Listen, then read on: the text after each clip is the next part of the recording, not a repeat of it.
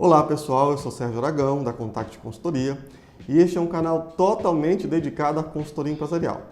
Se você é novo por aqui, se você é nova por aqui, aproveite para se inscrever no canal, ativar notificações. Todas as semanas nós trazemos um vídeo novo para você.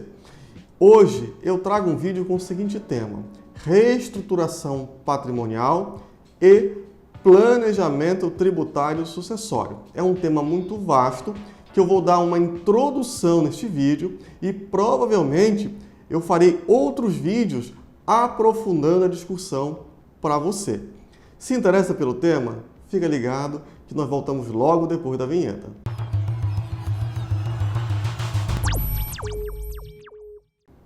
Vamos lá, pessoal.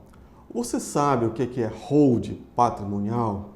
Você sabe a diferença entre as naturezas de quinais ou de atividade econômica utilizada comumente e chamada de holds? Você entende essa sutileza? Você sabia que blindagem patrimonial é um tema questionável?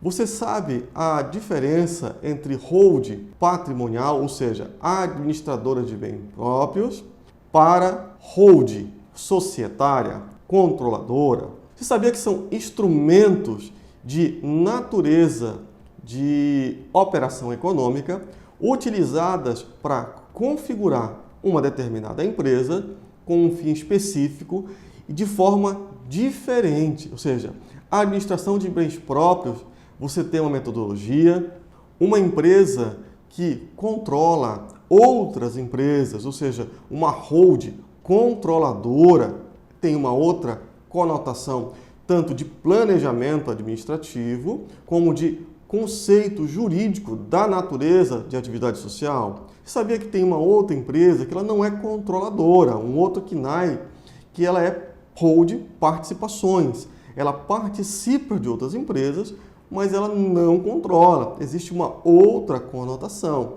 E, naturalmente, tem uma aplicação e uma interpretação jurídica e tributária para cada aplicação dessas naturezas de atividade econômica. O planejamento sucessório é muito mais do que uma simples abertura de uma hold ou simples abertura de uma empresa.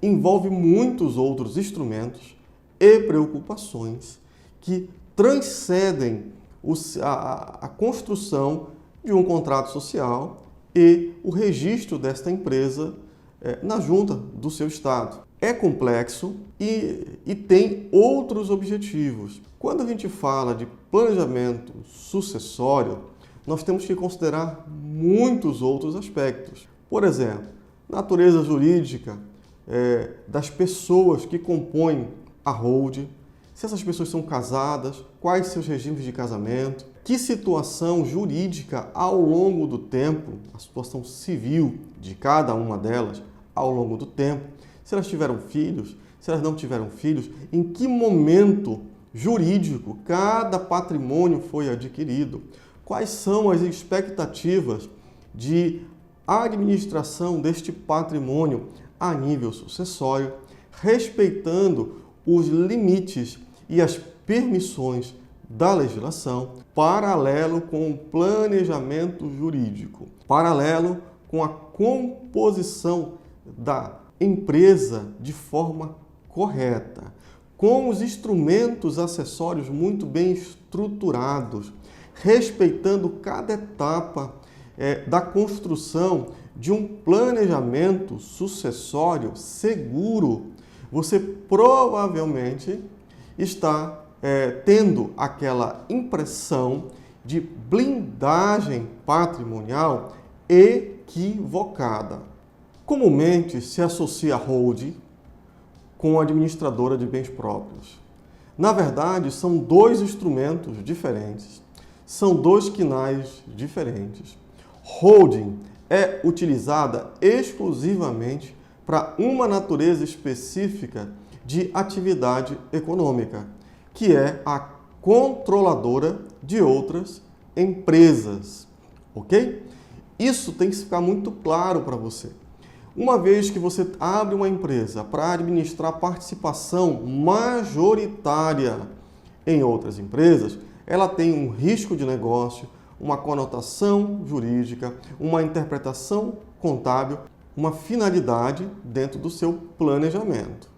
Uma vez que você abre uma empresa administradora de bem próprio, geralmente isso é associada com a hold, ou seja, são dois quinais trabalhando juntos no mesmo contrato social. Eu particularmente não aconselho você unir risco de uma controladora de participações empresariais com o seu planejamento e administração de bens próprios. São duas finalidades e dois contextos totalmente diferentes, aparentemente complementares, aparentemente sinérgicos, mas com confrontos de objetivo extraordinariamente perigosos. Junto com esses dois modelos de trabalho, nós colocamos um terceiro elemento, que eu já citei um pouco antes desse vídeo, que é o planejamento sucessório. Veja só, o planejamento sucessório pode envolver a administração de bens próprios. O planejamento sucessório pode envolver a participação em sociedades de outras empresas. Mas o objetivo do planejamento sucessório é articular direitos e patrimônio num contexto de legislação que permite a tranquilidade do majoritário na composição do seu planejamento sucessório, evitando dilapidação do seu patrimônio, corrosão deste patrimônio num provável inventário sem planejamento e sem os devidos instrumentos legais satisfatórios para a execução desse planejamento. Eu vou mais longe com você. Às vezes, nós tendenciamos a ser simplórios. E neste caso, nós não podemos ter regra geral. E eu já falei para você em outros vídeos, eu não gosto de regra geral. Regra geral geralmente prejudica alguma parte do entendimento ou da execução de qualquer coisa que você vai fazer. Então, tenha em mente que você tem que separar os blocos. O bloco administração de participações de outras empresas, o bloco administração de bens próprios. Se você puder juntar direta ou indiretamente esses dois instrumentos dentro de um planejamento sucessório, maravilha. Lembrando que existem outros instrumentos. Eu vou citar para você dois elementos. Acordo de cotistas, que é o caso dos herdeiros enquanto administradores nas empresas que eles têm participações, e acordo de herdeiros, uma vez que você, dentro desse processo de participação empresarial, você também é família, você também é casado muitas vezes, você também é casada, às vezes você tem filhos, às vezes você já teve outro companheiro e já teve filhos com esses companheiros, às vezes você tem uma liberdade e não casou, enfim, tudo isso influencia na estrutura legal da composição do seu planejamento patrimonial, do seu planejamento de participações empresariais e, naturalmente, na composição do seu planejamento sucessório. Você sabia que 80% das empresas do Brasil são familiares? Que 62% do PIB provém dessas empresas? E que 60% dos empregos também provém de empresas familiares? Você sabia que de cada 100 empresas, 30% já são segunda geração, 15% já são terceira geração e 4% já são de quarta geração? Você sabia que 65% dessas empresas têm ruptura em suas administrações e que apenas 17% dos gestores dessas empresas se preocupam em fazer um planejamento sucessório? Todo planejamento sucessório tem 3 principais etapas.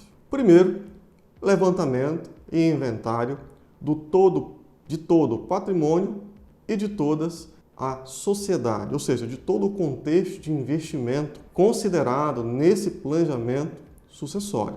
A segunda etapa é fazer reuniões com cada integrante deste contexto familiar ou societário, permitindo com que todas as informações em caráter de sigilo sejam levantadas para que nenhuma parte do planejamento seja omisso, ou seja, que nenhuma informação seja omitida ao longo do processo de levantamento das demandas ou dos direitos de cada integrante desse planejamento sucessório.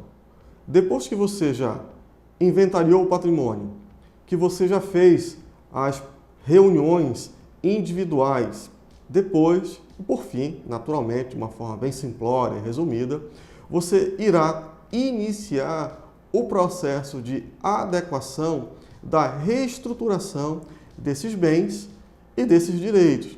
E aí você vai usar os instrumentos legais para isso. Como eu falei anteriormente, contrato social é um instrumento legal, acordo de cotistas é um instrumento legal, acordos de herdeiros é um instrumento legal e existem outros instrumentos de proteção e segurança desse processo. Um alerta que eu queria deixar para você, eu vou lembrar e vou enfatizar isso, tá certo? É que às vezes nós temos um sentimento romântico de que haverá uma blindagem efetiva do patrimônio, enfim. São instrumentos organizadores, são instrumentos que antecipam desejos do sucessor ou de quem será sucedido. Enfim, você organiza a vida dos seus herdeiros. Mas lembra de uma coisa, eu vou citar dois instrumentos de composição de empresas que são utilizadas para administrar ou incorporar esses quinais. Uma empresa limitada é bem comumente utilizada no Brasil e agora a empresa Eireli, são níveis de constituição societária, tá certo? Eu vou falar uma coisa para você. Lá na limitada, existem 4 coisas que é possível, se acontecerem, você perder a personalidade jurídica das empresas. A primeira é dano de consumo, ou seja, relação com o consumidor. Se você tiver algum problema nesse nível e o seu capital social não suportar o dano que você causou para o consumidor, a empresa ela é despersonificada. Segunda situação, danos ambientais. Terceira situação, danos trabalhistas. E a quarta e última, fraude. Lembrando que 30% dos processos tributários, quando são sentenciados em desfavor do contribuinte, estão sendo convertidos em processo crime. E uma vez sentenciados, podem denotar fraude no processo de apuração tributária. E eu estou dando apenas um exemplo, tá certo? E uma vez que isso for confirmado, a pessoa jurídica pode ser desconstruída. Isso é válido para empresas limitadas. Agora, para a Eireli, só vale fraude. Ou seja, a relação trabalhista, a relação de consumo e a relação ambiental vai ser coberta pelo limite do capital social impreterivelmente.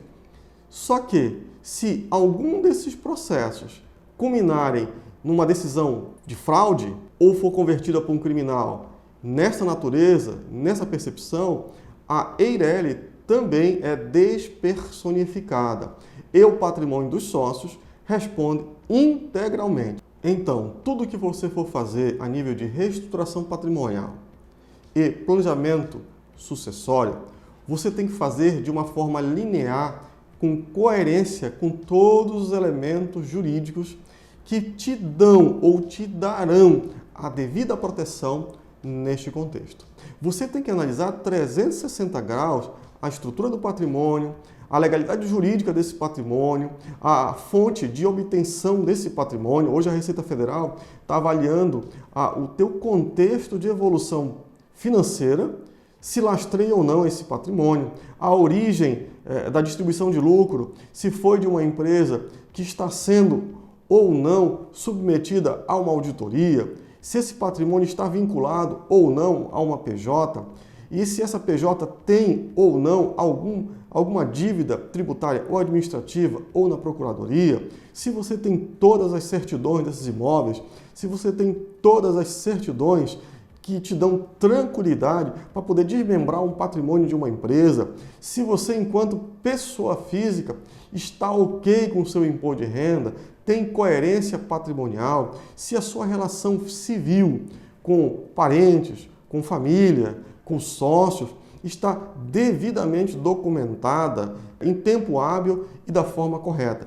Existem muitas sutilezas que fazem com que eu te aconselhe, sempre que pensar em fazer algo desta natureza, procure um profissional habilitado, um consultor de empresas, um consultor tributário. Procure um profissional de sua confiança, devidamente recomendado e que lhe tenha tanto a experiência como a expertise para fazer uma anamnese de 360 graus de cada etapa desse processo e te fornecer segurança final na entrega desses serviços. Que parece simples, mas sinceramente, meus amigos, não é. Pessoal, hoje eu queria trazer este tema para você. Planejamento sucessório e reestruturação patrimonial. Uma pequena reflexão introdutória sobre o tema, para que a gente possa, em vídeos futuros, fechar em cada área desse processo uma pequena discussão. Eu sou professor de planejamento tributário, eu sou consultor nesta área de consultoria financeira e consultoria tributária e acessório, e já assessorei diversas advocacias, empresas contábeis e grupos econômicos que tiveram a sua necessidade aferida de forma equilibrada. Eu te aconselho, sinceramente, sempre se cercar de bons profissionais. Era isso que eu queria falar com você hoje. Eu desejo que você continue a acompanhar os nossos vídeos. Se você não é inscrito no canal, por favor, se inscreva, ative as notificações para que o YouTube nos dê uma prioridade na apresentação desses vídeos para pessoas que realmente precisam dessas informações. Nunca esqueça que consultoria é mais do que uma profissão, é um estilo de vida. E aqui fica o meu forte abraço e até o próximo vídeo.